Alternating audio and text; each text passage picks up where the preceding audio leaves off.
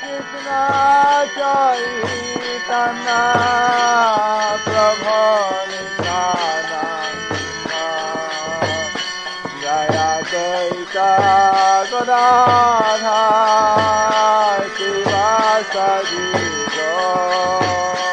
The following is a lecture given by His Holiness Jayapataka Swami on October 22nd, 1982. The class begins with a reading from the Śrīmad-Bhāgavatam, 2nd Canto, Chapter 10, Verse 44.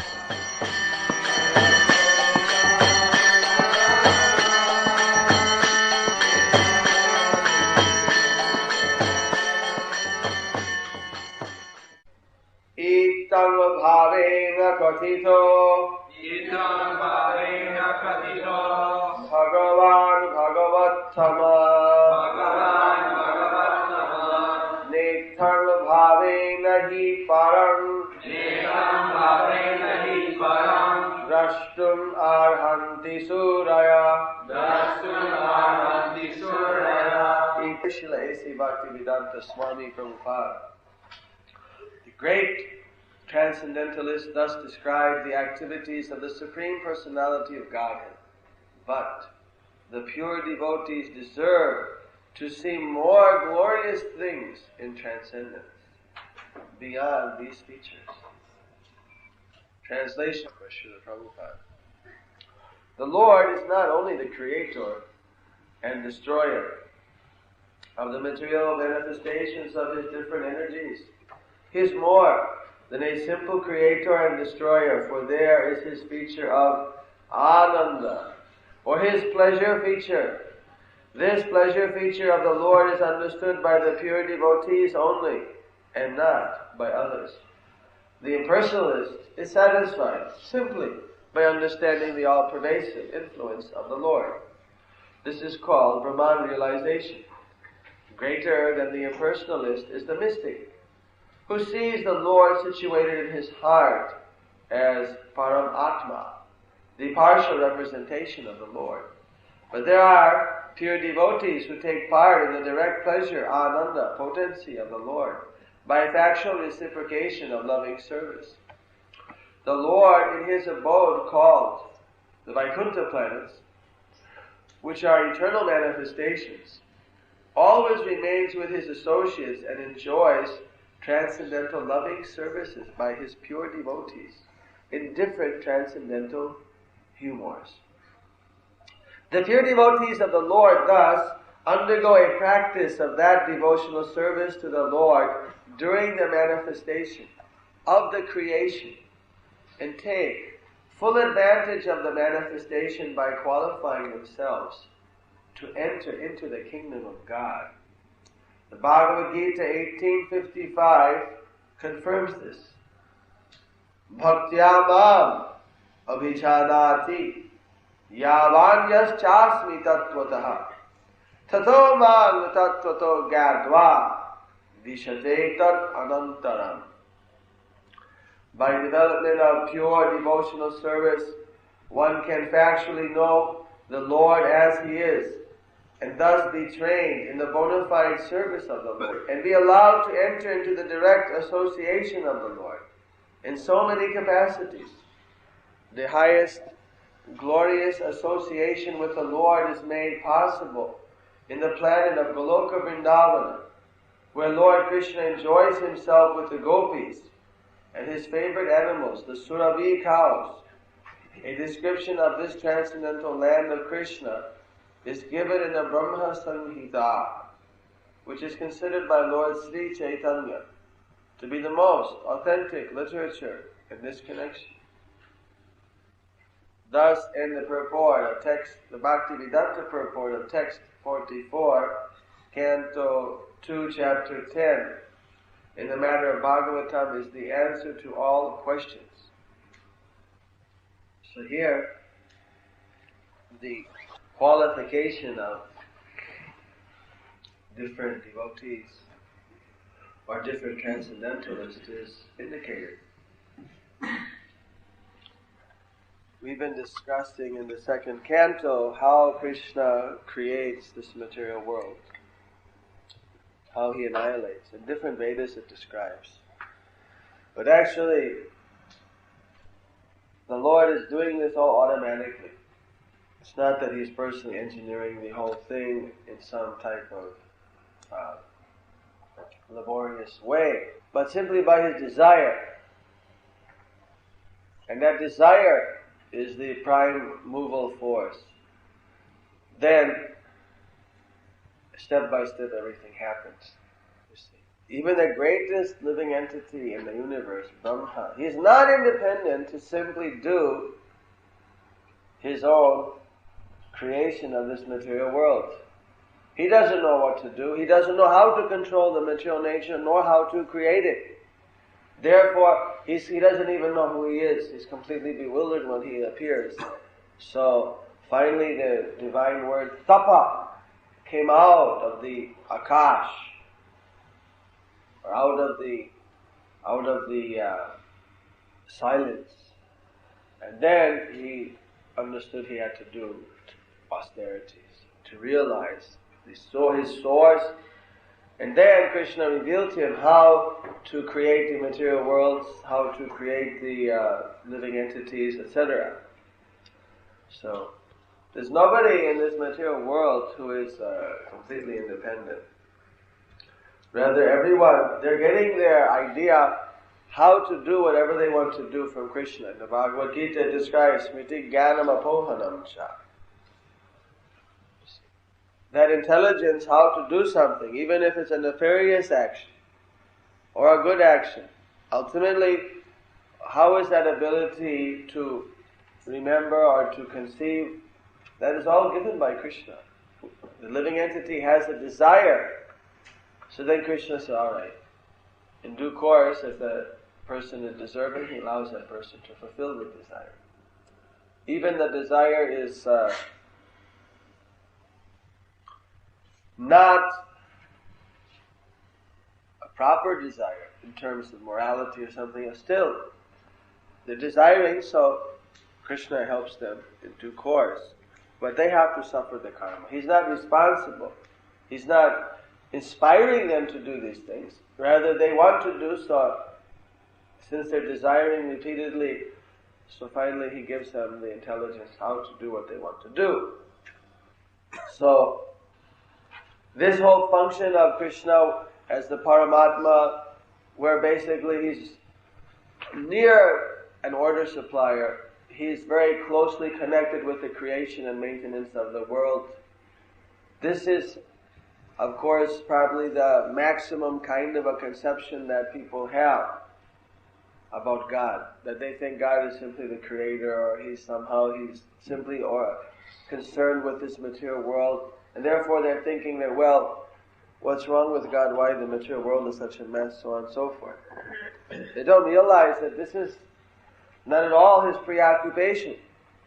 That the real form of the Lord is always enjoying ananda, bliss, in the spiritual sky. And that for maintaining the material world, he simply has a partial expansion of an expansion that comes in the material world. And he supervises and maintains things that are going on, periodically coming down to reestablish religious principles, which are the only thing that creates any semblance of order in the human civilization. Whatever laws are there regarding morality, regarding honesty, regarding even the crimes, you'll find that any law which has got any sense at all, they're all coming from the Manu Samhita, they're all coming from the Vedas. They're all given by Krishna. And because now you've separated in the modern world religion, scripture, and state, so now the laws are gradually becoming more and more ridiculous, more and more liberal. Some county in California passed a law that there should be no nude dancing in their city, and they challenged that in the Supreme Court, that to do nude dancing in a tavern is a form of art, and for freedom of expression it should not be hampered. And Fanny Annie Dunlap, she challenged this, that this is her right of personal expression, and somehow she won the case, and it was squashed in the Supreme Court of the state of California that yes, of course, nude dancing is definitely an art expression in some forms, and so you can't stop it. Of course, it's being done in the taverns and other places that nobody's looking at it for art. Anyway, this is the whole thing, is that when we have the man-made laws, everything becomes completely ridiculous. Because they don't understand what is right to do, what's not. They have no standard. They don't know what is the law of karma. They don't know that what's going to happen as a result for the different activities they're doing. Why Krishna says there should be marriage? Why Krishna says in the Vedas there should be so many institutions? Now in America, maybe they'll get a glimpse with the epidemic level of herpes disease going around. You see. So this is the whole problem, is that actually whatever Krishna has given us is actually perfect. But now because, no, that's a religion, we can't go into that. What's the question of religion? It's the question of practicality. What is this material world? What is the universe? What are the laws governing it? If we do something and in the future we have to suffer for it, we should know about it. And if the only place you can know what are the reactions for what you do are the Vedas, are the scriptures, and if you can't read those because it's the scriptures, it's ridiculous. That's the science of this material world. Because the material scientists have not discovered it with their microscopes means that you can accept it. This is a great plot by the materialists. That now, the only authorized state religion is scientific mental speculation. It's a very great plot by big demons. How they have put science, which is completely speculative and based on so many dogmas, that you can base your whole economic, social, cultural, everything on that, national. But then if something is said in the scripture, that's against the law. You can't bring that up. So Prabhupada challenged that. He said that when the Bhagavad Gita says, Dehinosmin chata dehi kobaram jobaram jara, that we go from the childhood to youth to old age. He said, is this only for the Krishna devotees? Only for the Hindus? Only they are going from childhood to youth to old age? What about the Christians and the Muslims? What about the atheists? The dogs? They don't go from childhood to youth to old age? Bhagavad Gita is not a sectarian book. This is the science of the self. This is the science of spiritual realization. Everyone is going from childhood to youth to old age. It's not a sectarian instruction. This is telling what is the spirit, what is the soul, in very definitive, systematic, scientific, exacting words. So of course, the devotees, they go far beyond this. This is all kindergarten and grade school, high school things for the devotees. And they go ultimately up to the intimate pastimes of the Lord. How can the ordinary people understand intimate pastime unless they understand they're not the body?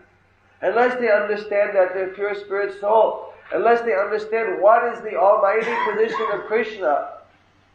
How he's creating everything just by a fraction of his glance.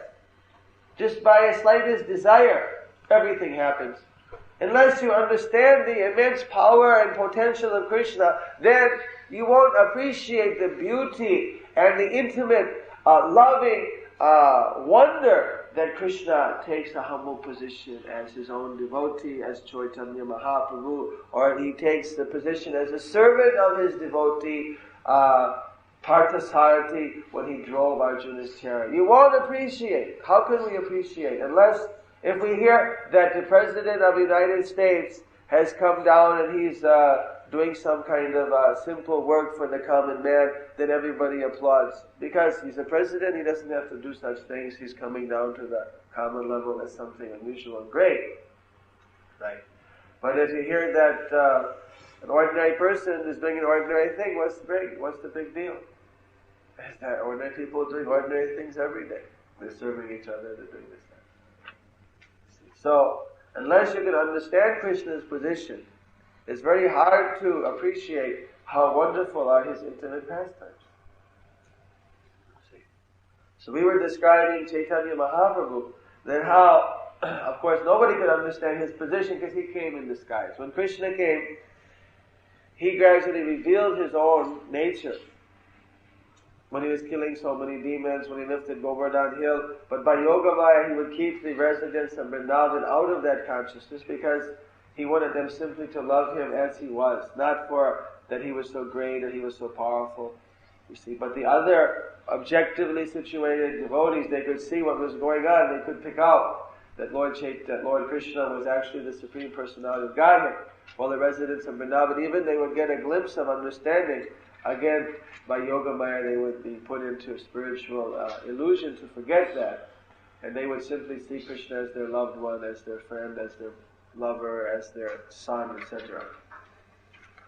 So, in the same way, Chaitanya Mahaprabhu, when he came, he kept himself covered. You see, actually, there are literally dozens and dozens of Vedic references that in the Kali Yuga Krishna comes. But hardly anyone could find those or pick them up before he came, because Krishna kept it covered by Yogamaya.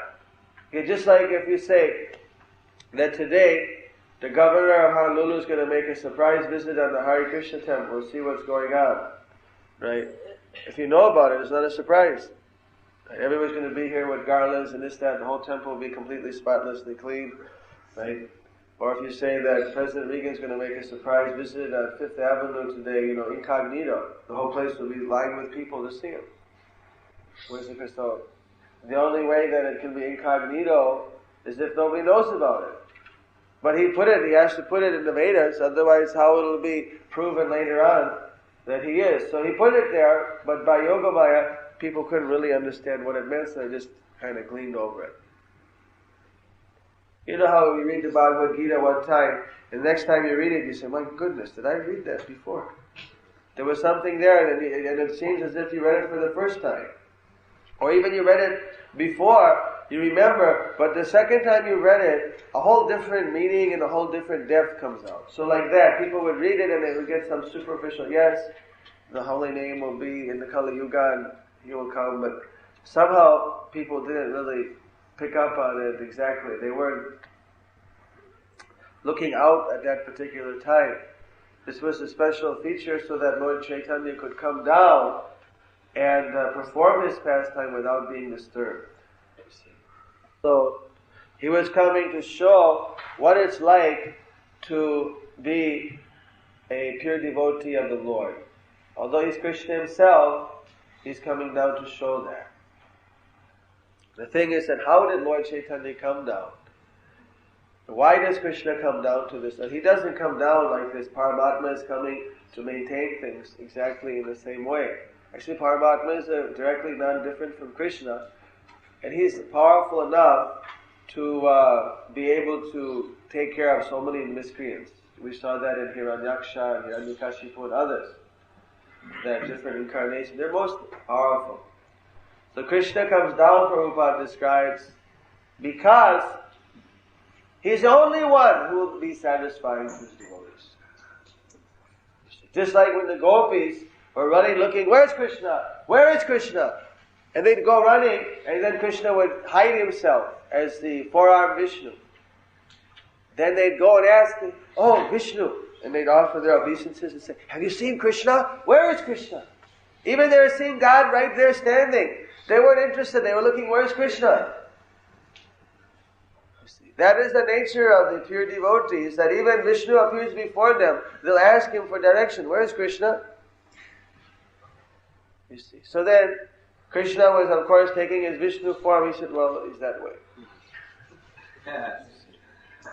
So then they all kept running. But then when Radharani came and said, where is Krishna? Her love was so intense that Krishna couldn't keep four arms. His two arms kept coming out and she could spot that this is Krishna. And caught him. So, actually only the pleasure potency of Krishna can actually fully captivate him. He can be renounced from everyone else. That's his nature, his opulence. But because she's directly not different from him in terms of being his internal spiritual potency, she's got some special, unique position.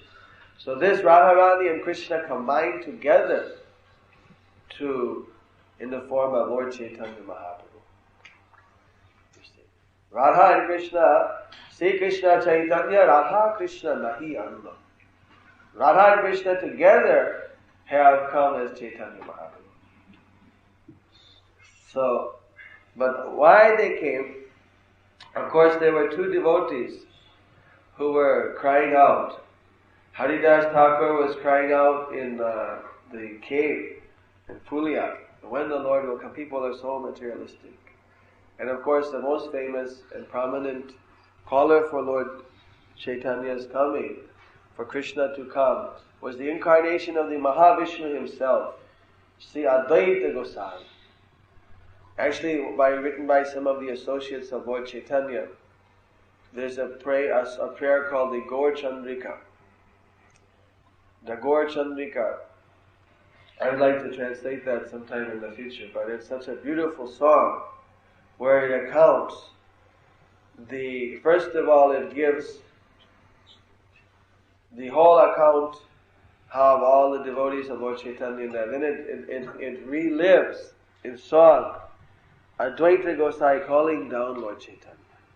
How he was weeping, how he was crying, how he was offering Tulsi Manjari to the Shaligram Shila. Actually, he was crying. Why? Because he saw that I can deliver people, give them liberation, I can do so many things, but how? I can't give them love for Krishna. Only Krishna can do that.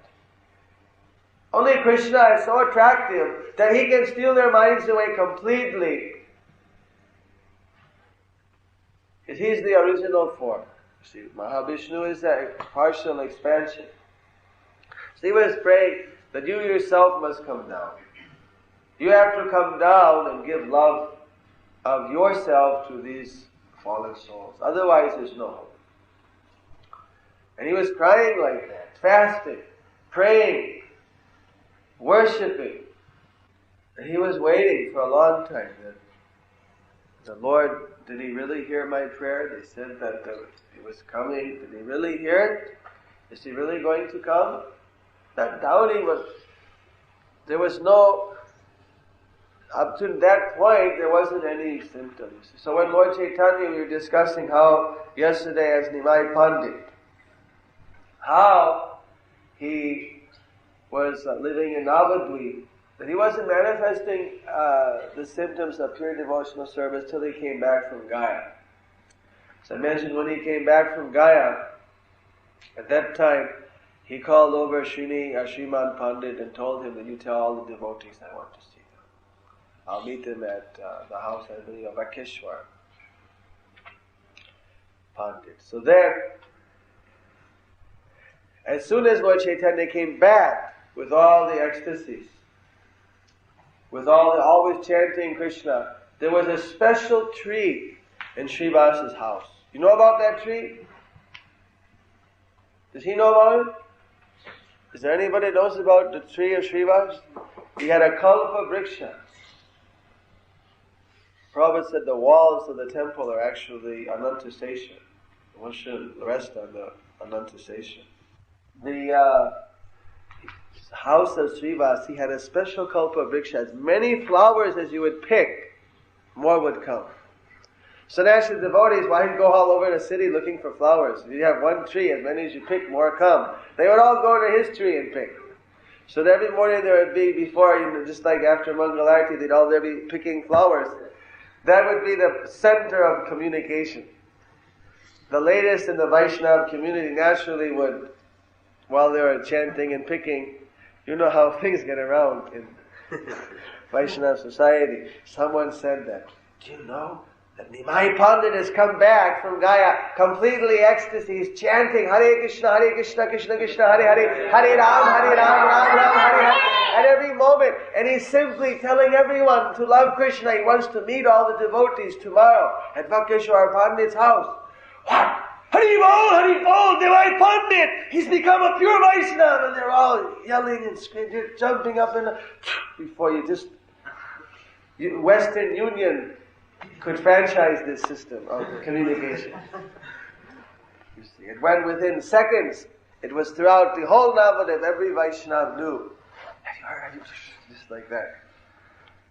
faster than word of mouth. This is transcendental sound vibration. So then everybody came to the house of Krishna Pandit, Mukunda, Madhava, Govinda Ghosh, all the different devotees, they all came. And then Lord Chaitanya, even Gadadhar, he went and hid in the house. He was still a little bit, so he was hiding inside the house. He didn't want to exactly expose himself because he had so many experiences with Nimai Pandit before. And Nimai, when he came in, then he came in that place. The devotees were there chanting japa and reading. And then Lord Chaitanya, he came and he saw the devotees, and then he saw this pillar, and actually the mood of Lord Chaitanya at this moment is something you can't actually express it in words. You see, his mood is so intense that when he manifests his pure love for Krishna, it melts even stone. You see, there's no one had experience of this intense a love of Krishna. It's so intense. I mean, the one example is back in real life, in several occasions he actually melted stone by his love for Krishna. So none of the devotees, of course, had ever had this experience. Of course, they knew Nimai Pandit was the greatest scholar, and he was very prominent in the city. But you see, they never had any association with Lord Chaitanya as more than type of devotee who was a little materialistic. Apparently, like very learned, but in that level, you see. They're all seeing him for the first time. He's coming to them, and in this new mood. You see, they've never seen this before. You see, just like when Jagannath was closed, Lord Chaitanya in Puri became so anxious to see the Lord that he couldn't see him. He ran 11 miles to Alanath, which was far away. 11 miles. He ran the whole way before this Vishnu deity, beautiful deity, slender waist, broad chest, beautiful, beautiful deity. The special pastime with that deity, how little child was able to get the deity to personally eat prasad. It's a whole other story. So then when Lord Chaitanya ran and paid his obeisances before that deity, his body was so hot from separation of Krishna that he melted his form right into the rock. And that rock is still at that Alanath temple. In fact, the Gorgambira temple does the daily puja to that rock. They have offered that if we wanted to do the puja of that rock, they would give it to us. It's in Puri. It's near Puri, 11 miles away, in a city called Alanath. 7 feet, the full form of Lord Chaitanya, in his arms and his head and chest and everything.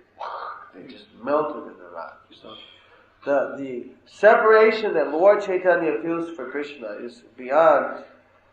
It's the separation that Radharani feels, which is enough to even stop Krishna cold.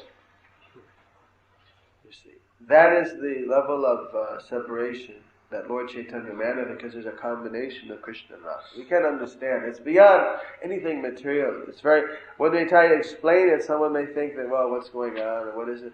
So we're just giving with words, just an indication, just the type of idea, some of the superficial symptoms. But of course, if we even have a drop of experience of ecstasy in Krishna consciousness, then we can start imagining or multiplying that billions of times, and then get close to a shadow of what the real intensity of Lord Chaitanya's love for Krishna is, just by having a slightest experience of chanting and feeling something for Krishna, feeling something in the chanting. We get more of an experience than any amount of simple discussion. That's why it's recommended everyone should chant Hare Krishna, Krishna Krishna, Hare Hare, Hare Ram, Ram Ram. Otherwise, they won't be able to really understand what Krishna consciousness is all about. It's a very deep personal experience when one starts to develop these spontaneous realizations of Krishna. And it's not possible just on the mental platform. You see.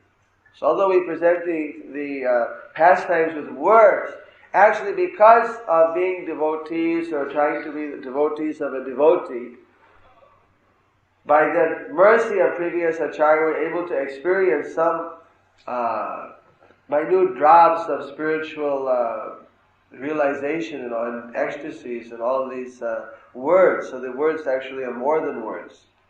But for someone who has no spiritual asset and just hears the word without experiencing the ecstasies, of course, they won't be able to really delve into what are Lord Chaitanya's pastimes until they start the surrendering process, chanting Hare Krishna, becoming purified, finding a bona fide spiritual master, surrendering unto the bona fide spiritual master, being further guided, purified.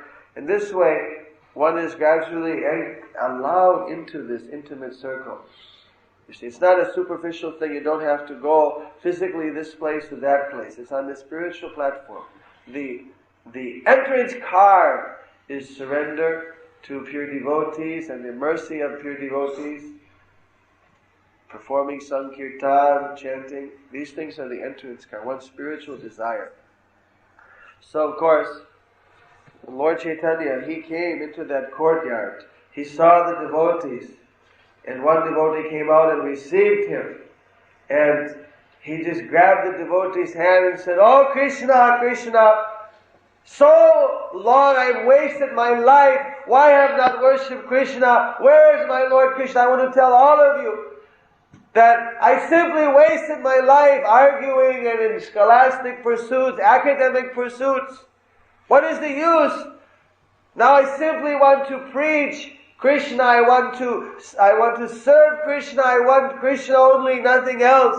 Oh Krishna!" And then he went, and there was a big column in the house that was very dark colored, and he went and he embraced it, "Krishna, Krishna!" And then when he embraced that, he felt such separation. He became stunned and he fainted. And when he fainted, it was so intense, the vibration and the whole association of Lord Chaitanya, that all the devotees, they became stunned in separation. Tears were pouring from their eyes, and they also plop, plop, plop. They started just falling down. Even Gadadhar in the house, his heart was completely grabbed Chaitanya Krishna, and he also fainted in the house. Then one devotee was late. He came in, looked, and everybody was lying all over. What's going on? So this was the whole began. Then from there, Lord, when they came conscious out in the Lord, said, "Let us simply chant the name of Krishna," and they all started to chant. You see. So then, from this beginning, then Lord Chaitanya, he'd regularly meet with these devotees, and they would chant Hare Krishna together. Of course, I told you how he got his students into it. But then, of course, his students were more externally situated. He knew that these devotees, they knew who Krishna was.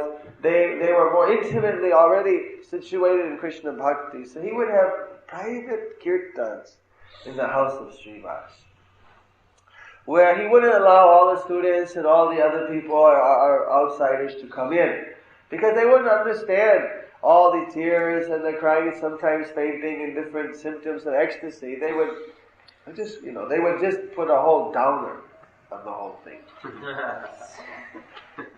So he kept it as a very intimate. In India, sometimes devotees are having an ecstatic kirtan. I don't know if we have the same thing here. I mean, we have ecstatic kirtans. Whether this particular thing here, we're having an ecstatic kirtan. Devotees are jumping, and suddenly you get sahajyas there. Some sahajya guy will come in and start jumping up and down. He's not even moving his lips. He's not chanting. He's just doing it as some kind of a show. And it puts like a whole thing of vibration in the kirtan, like. If a person, what's this? Where's this guy coming from? So like that, of course, even on our humble level of devotional service, we can experience things like that. What to speak of Lord Chaitanya? He's completely absorbed in love for Krishna. Someone comes in there trying to lay some kind of a profile or something, it would just ruin the whole thing. Even if someone's just peeking in there and trying to get in without other qualification, you have to get in there by the mercy of the Guru, by the mercy of Lord Chaitanya. It's not that everybody can come. He can allow anyone in, but they have to have a little spiritual desire, some pure desire. Then he allows them in. So people would stand outside the door sometime listening to Lord Chaitanya's kirtan. What's going on in there? All the envious kind of, cast brown, they would stand there. I think they're having some kind of party. Look at how they're yelling and laughing. What's going on? Sometimes they'd be laughing. And then one would say, maybe they're doing some black rites. Tantra. Someone else say, come on, they don't do Tantra. They're all Vaishnavas. Well, you can never tell, what goes on. And then like this, they'd be speculating and criticizing. And then one time a devotee came and he said, why do you think they don't let us in there? What do you think goes on there? He says, I think that we don't go in there because we are most unfortunate. We're most unfortunate. We're so unfortunate that we are lacking some quality of pure devotion that we're not allowed in there. And those who are allowed in there, they're very fortunate. No, come on, they must be doing something. They're not doing anything except chanting Hare Krishna, doing the purest activity. So you're one of them, are you? Then they would counter with some criticism. You're one of them. Of course, Vrindavan Das Thakur, he describes that even those people are disqualified in terms of being a little envious and that still we can appreciate that they're very glorious because they were able to at least stand out the door and hear the kirtan. You see, which is a lot more than, a lot more than a lot of souls can say. You see, we didn't have that opportunity of standing outside even the door, to speak of going in. So at least they are able to walk by and hear sometimes the kirtans of Lord Chaitanya. Of course, in Mayapur, I'm sure when all the devotees go by Srivasa's house, they're all listening, hoping for the little glimpse. Of course, Prabhupada said the kirtan is still going on.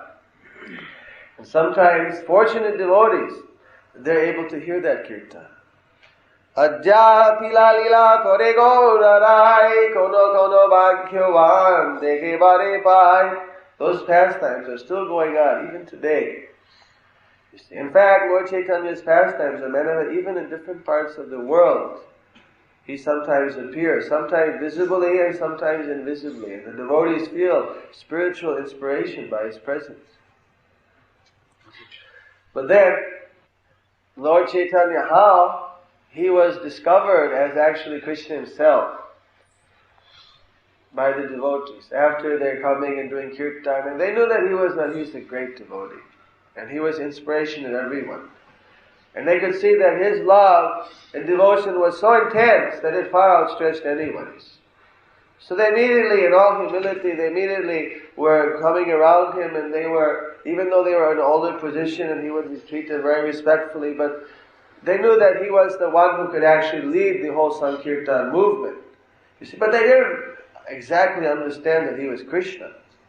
That idea a few had, that he can't be some ordinary person. Nobody has this intense a love and all these qualities and be an ordinary person. But exactly whether he was a demigod came down or whether he was some incarnation or what, that of course was always a bit of a mystery, or he was some eternal associate of the Lord. They knew that he was something very special, but no one could of course pinpoint it.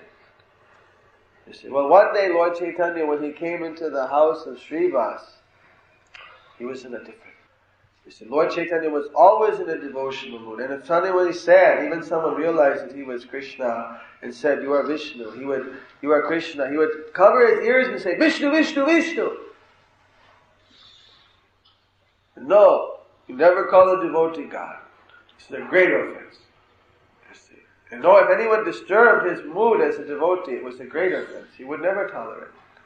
So, but one time Lord Chaitanya came, and just like there were times when Lord Chaitanya, he was acting as a devotee. Actually, his original form is Krishna, and he is assuming this role as a devotee. But sometimes there would be some certain thing which would put him in a particular ecstasy where he would simply be absorbed as the Lord. Just like when he heard the name Nrsimha Dev, he became ecstatic and he just took the form of Nrsimha. There was also a pastime where he took the form of Varaha and lifted up something in the house of Murari Gupta. Like that. So there were rare occasions when he took a form of Vishnu, or like when he revealed his form to that Brahmana who tried to offer the prasad so many times. But this time Lord Chaitanya came, and he was in a different mood, and he sat down right on the bed of the deity. Now nobody sits on the bed of the deity. You don't sit on the bed of the deity. I mean, no devotee ever sits on the bed of the deity. The only person ever sits on the bed of the deity is the deity. So this was, Lord Chaitanya at that time, he was completely in the ecstasy of the Supreme Personality of Godhead. And everyone could understand that there's something very special and different. And immediately he called the younger brother of Srivas and said, "You go now and you tell Advaita that Lord he was doing austerity for, that Lord who he was fasting to bring, that Lord who he was worshipping to bring, that Lord who he was loudly shouting for to descend into the material world is here in Nadia. And you bring him now. And you tell his wife to come along with all the articles for worship." So then, Ramai Pandit was his name. He ran the whole way.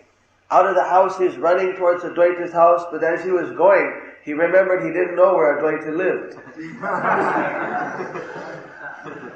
He forgot to ask, and he'd never been there before.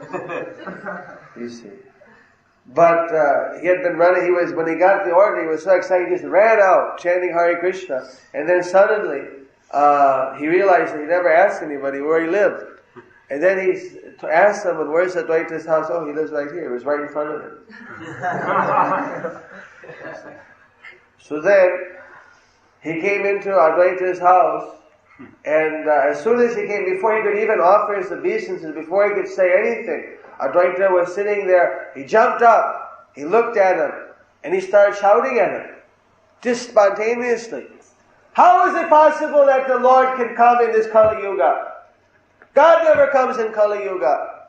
He's known as Triyug. And why will he pick Nadia to come?" So Ramai Pandit, I didn't say anything. He knew, well, Advaita Gosai is very eccentric, and there's always something about him that nobody can ever really understand. So he just paid his obeisances and sat down, didn't say anything. Meanwhile, Advaita was running here and there. He didn't say anything else. He was doing different activities and getting ready his puja and this, that. Then he became quiet. He sat down and said, "What do you want? Why do you come?" So Ramai said, "I got my chance." So then he stood up and said, "That Lord for who you were loudly shouting, he has come. That Lord who you are worshipping, for who you are worshipping, he has come. That Lord who you were fasting for, to descend from the spiritual world, he is here. That Lord who you were crying for, he's come. He's here in Nadia. He's waiting for you. You please come with your instruments of worship and your wife." And Advaita heard that. He jumped up. "Haribol, Haribol, Haribol! The Lord has come, He's come, He's come! Haribol, Haribol! He's come, He's come!" And he was jumping, he was so happy. "He's come, He's come, He's heard my call!" Then after just, a few minutes of jumping and shouting and complete ecstasy, joy, he became very sober. How do I know that he's the same one? How do I know he's the Supreme Lord? He's not an imposter. What is the proof? I won't go. You tell him I'm not coming. How did I get in this? What am I supposed to do now? He just sat there, realized that everything was out of his control. So then, Advaita Gosai, he was very silent. And he said, "All right, you tell him I'm not coming.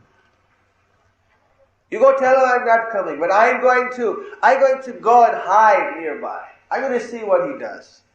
If he knows that I'm hiding, then I know he's a super soul. If he knows I am hiding, and then if he calls me out, and if he reveals to me, without my asking, his spiritual form of truth, knowledge, and eternal bliss, you see. And if then he touches me with his lotus feet on my head, then I'll know he's the Lord of my heart. He knows everything. Otherwise, I'm not. How should I believe? You go tell him I'm not coming. Meanwhile, Sita Devi had already made up the arti tray. She wasn't wasting any time, just in case. So she was a very expert wife. Wife means that she very expert at knowing how to serve Krishna. You see. So she was immediately ready with all the instruments for worshipping Krishna to assist her husband. So he was going to just tell her, we'll get the arti. Alright, let's go. And they ran off. So they ran and hid in one house, near Srivasa's house, without telling anybody. And when Ramai Pandit came back, offered his obeisances to Lord Chaitanya, before he could say anything, Lord Chaitanya started to shout at him. So what are these tricks being played by Advaita? So he's trying to hide from me? He wants to hide from me? Narai, Narai! He used to call his nickname Narai. You see, means a very clean Vaishnava. So, he would call out, hey Advaita, Advaita! Come out, I know you're hiding. What are you trying to do? Come here now! You see. So Advaita found out. So he came forward, and at some distance from Lord Chaitanya, he paid his obeisances. And when he looked up, there was no longer the form of Nimai Pandit. There was the form of the Supreme Personality of Godhead, Sri Krishna Chaitanya Mahaprabhu, with effulgence more brilliant than millions of suns. And around him, everything, all the whole material world became blinded out by that effulgence. There Nityananda Prabhu came and he held, just as the Ananta Sesha, he held the umbrella over the head of Lord Chaitanya Mahaprabhu. And the other devotee was there fanning. And these devotees were the only visible objects amidst that effulgence which was coming everywhere. A whole material world had become blinded by the Brahmajyoti. And there, Advaita Gosai, as he was looking, there are different demigods, they were coming, Shiva, Brahma, Narad, and they were offering their prayers. You see, they were all offering their prayers to the descent, the appearance, the manifestation of the Supreme Personality of Godhead. In fact, even the Mother Ganges, and they all were present offering their respectful obeisances. And then Lord Chaitanya, he called him. You've called me, so I've come, you come here.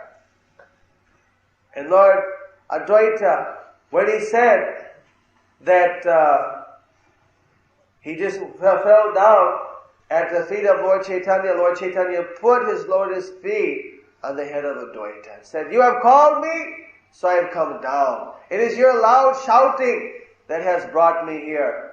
And when he said that, Advaita jumped up and became ecstatic. I have brought the Supreme Lord down. My shouting, my crying has brought him down. He's come and I have brought him down. Hariva, Hariva, Hariva. He was jumping up and down that I have brought him down. I have brought him down. He was feeling a little transcendental pride that how somehow or another the Lord came on his call. And he was jumping up and down. You see, sometimes stunned, ecstatic, and then all the devotees, they would start chanting, Hare Krishna, Krishna Krishna, Hare Hare, Hare Ram, Ram Ram, Hare Hare. You see. And then Advaita Gosai, he performed then a worship of Lord Chaitanya. His wife brought over the arti paraphernalia and he started to do a worship of Chaitanya Mahaprabhu. He did a worship putting tulsi on his lotus feet. you see, which is only tulsi is put on the lotus feet of the Lord, not on any devotee. Devotee put on the hand, the chest, or on their head, but only on the feet, lotus feet of the Supreme Personality of Godhead is tulsi placed. So this was significant that Advaita Gosai was accepting Lord Chaitanya as the Supreme Personality of Godhead. Then other devotees who were still having some doubts, you see, then because they hadn't been given that spiritual vision, they weren't seeing what Advaita was seeing. Everyone is not allowed to see it necessarily, you see. These are all spirit. Then they are all able to see the form of Lord Chaitanya and all the demigods who were present and everything. They were given that vision, this intimate circle. So then, Advaita performed the whole worship. After it's over, he paid his obeisances. Then, Lord Chaitanya offered him. Of course, this is the main thing. Of course, there was also the special blessing of Lord Chaitanya on Advaita, but maybe that's some more time. Maybe there's no time for that.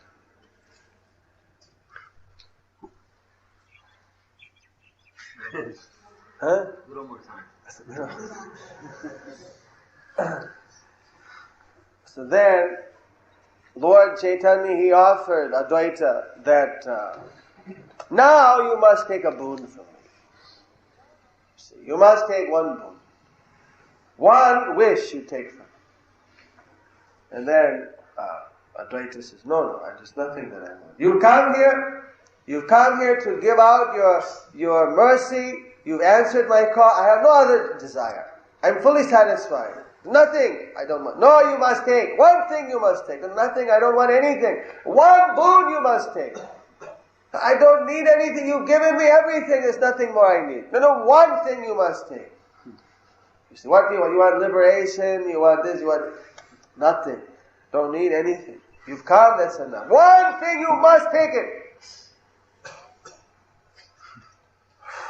Advaita, he was being hard pressed, but he had to take one thing. And he kept saying, no, I don't want anything. I'm not any business deal. You've come here, that's enough. I don't want anything in exchange. I didn't come to call you that I wanted something. You see. No, you must take. You've called me, I've come, you have to take one boon, one wish. So finally, after a lot of pressing, Advaita Gosai agreed. All right. If I must, then this is my one desire, this is my one appeal to you. That in your descent, that you've now come here in this avatar, my humble desire, my request is that in every other descent, you would always give your mercy to very highly qualified brahmanas, highly qualified kshatriyas, highly qualified persons who were very, highly situated. But my special request is that in this avatar, you simply give your mercy to the most fallen of the fallen. You give your mercy to even the simple people, even to those persons who otherwise wouldn't get the opportunity. Let this descent be available, your mercy be available even to those who would otherwise not have any hope for it. This is my special request, that not only the highly qualified, but even those who have no qualification, let them have a chance. Let them also be delivered. You see, let them have that opportunity. So Lord Chaitanya said, Tatastha, so be it. No, that wasn't all. Didn't let me finish. I have one other part. What's that? So then he said, the one other thing is that those persons who are arrogant, who are puffed up, who are proud of whatever qualification they have, and they think that their qualification is going to be the reason for them to get your mercy. Those falsely proud persons who don't respect your devotees, who don't have humility within them, who are, you see, deluded by their false ego, let them not get your mercy, even they be highly qualified. So Lord Chaitanya, he agreed, all right. This is your wish, tatastha, so be it. This will be my mood. And then, because Lord Chaitanya Maharaj was giving out his mercy freely to everyone who wanted it, then all the devotees, they started chanting, Hare Krishna, Krishna Krishna, Hare Hare, Hare Ram, Ram Hare. You see, and Lord Chaitanya, then at that moment, he was revealing his original spiritual form in his mood as the Supreme Personality of Godhead. Of course, subsequently, again, he returned back to his devotee mood, and everything was different. Then Advaita couldn't bow down to him even. He would respect him just as an elder. It was a rare moment when Lord Chaitanya wanted to come in that mood, then he would come. Otherwise, only a few times in his whole pastime did he come. The one famous time was after this particular episode. There was a time not too far after, where there was a 21-hour arati performed and kirtan. And then so many devotees were brought, and Lord Chaitanya revealed to each devotee what was their original spiritual relationship with him in previous incarnations and in Krishna Lila. That's a wonderful pastime also. So of course, Advaita Gosai's desire to let everyone get the opportunity, but at the same time, that those who were very falsely proud, who were envious of other devotees, who were arrogant, that they thought that, well, now I've done so much, I can get the mercy of Lord Chaitanya, that they get cut off. This is something that often devotees don't realize. Just like great souls like Rupa and Sanatan, they were prime ministers, they were powerful ministers in the government. They were fully knowledgeable of the Shastra. They would daily hear Bhagavatam. They were so learned. They would go to Lord Chaitanya with a straw in their mouth. Lord Chaitanya was crying that these people are so humble. They're the top people in the whole society.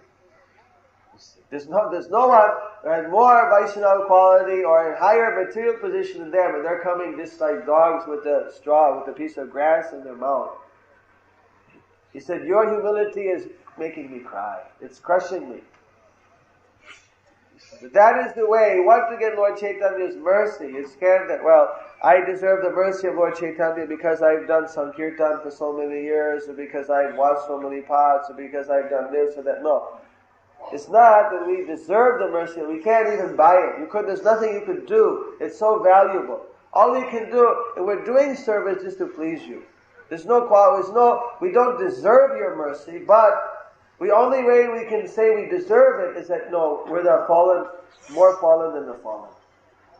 That is the only avenue that a person takes humility, that I need your mercy because you're more merciful than anyone and there's no one who needs it more than me.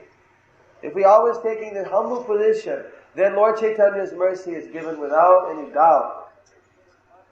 But if we ever think in our mind that actually we deserve it, and we become self-conceitful, we become nonchalant, we become, blasé-faire, that now I've captured Lord Chaitanya. Now he has to, because for any other reason than being the most fallen, you see. Then, the danger is there that he may not give us that mercy, because he doesn't want, you can't go so fast, so far, so fast, and be puffed up. A person has to take a humble attitude. Then he can lift one right up. You see, that's important to understand. Lord Chaitanya said, you just tie this sloka around your neck. Chidadapi sunichena taroriva sahishtana amanena manadena kirtaniya sara hari. Being more humble than the straw in the street, more tolerant than the tree, always ready to offer respect unto all others and not desiring respect for oneself. In this way one can constantly chant the holy name of Hare Krishna, Hare Krishna, Krishna Krishna, Hare Ram, Hare Ram, Ram Ram. You see, so we should try to appreciate how great is the mercy Lord Chaitanya is given and how unqualified anyone in this material world is, and especially someone born in the modern world where spiritual life is practically nil. That is specifically as dispensation. And if we take that humble attitude, almost immediately you can experience the drops of pure ecstasy which will flood out your existence in pure love for Krishna, or ecstatic devotion for Krishna. This is all possible because one pure devotee, Srila Prabhupada, brought this message to the West, and he was able to, give us that mercy, and then give that mercy to so many other devotees, that now those devotees also going on preaching. In this way, the movement of Lord Chaitanya Mahaprabhu spreads. It only is spread by this transfer of mercy from devotee to devotee. In this way, Lord Chaitanya, he said that I am the gardener, I am the tree, I am the fruit, I am everything. So as the gardener, I want to eat the fruit. How many fruits I can eat? So I am eating to my full, but I can't finish them all. Now, how many I can give out? So he called everyone, you all come and eat. Eat this fruit of love for God, and you give it out to everyone. You eat to your heart's content and give it out to others. This is our Sankirtan movement. You fully become satisfied in love for Krishna and ecstatic devotional service. And then don't just keep it to yourself. Give it to others. Make everyone happy. Haribo, Haribo, Nithai Gaura Premanandi, Hari Haribo. Glories to Srila Prabhupada ki. Jai. Glories to Prabhupada's followers ki. Jai. Haribo. Jayapataka Maharaj ki. Jai.